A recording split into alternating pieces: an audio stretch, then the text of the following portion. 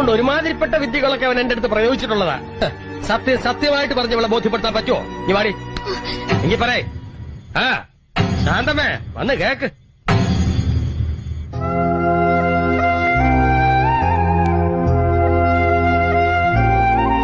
കോടതിയില് പിള്ളേച്ചനോട് മുട്ടാൻ വേണ്ട പണവും സ്വാധീനം ഇല്ലാതെ വന്നപ്പോ ഞാൻ കണ്ട ഓരോരു പോംവഴി നിന്നെ പ്രേമിച്ച് വസ്താക്കലായിരുന്നു.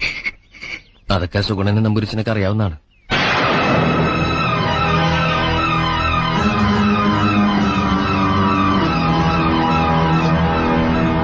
പറഞ്ഞതൊക്കെ സത്യ.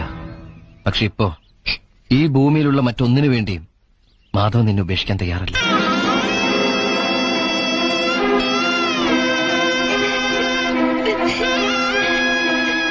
ഇരുപത് കൊല്ലം നോക്കി വളർത്തിയിട്ടും ഈ മനസ്സൊന്ന് കാണാൻ നിങ്ങൾക്ക് പറ്റില്ലോ പിള്ളേച്ച. മാലതിയുടെ കല്യാണമല്ലേ, അതെങ്ങനെയാ നടത്തേണ്ടതെന്ന് എനിക്കറിയാം.